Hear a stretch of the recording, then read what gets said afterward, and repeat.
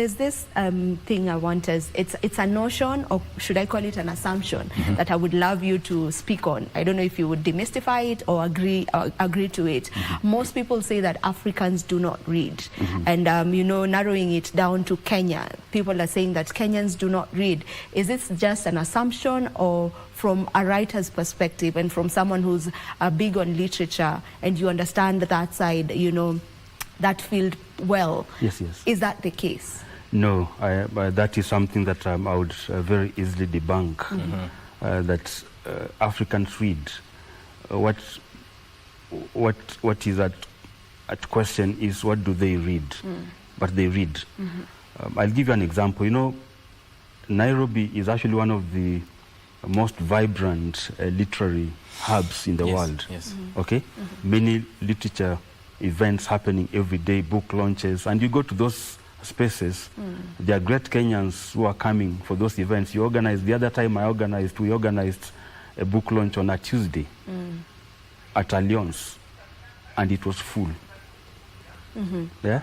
So Kenyans read, and you have them actually having conversations about texts that they have read. So I think it's, you know, it reminds me of this statement that was made sometimes back by this South Sudanese poet and scholar, Professor Taban Loliong, when he made that statement sometimes in the 1960s, that East Africa is a literary barrenness.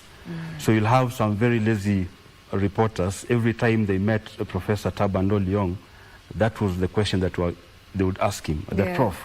You say that very lazy journalist. Because as soon as, when he made that statement, it was valid. Because at that point, it was only Professor Ngugi wa Thiong'o who had actually written a novel, and then there were people who were writing poetry. So he did not have a lot. That was in the 1960s. But even then, it was actually debunked at that very moment by Okot Pabitek. Okay? When he said that, what is your understanding of literature? Okay? So he debunked that statement that no, East Africa is not a literary barrenness.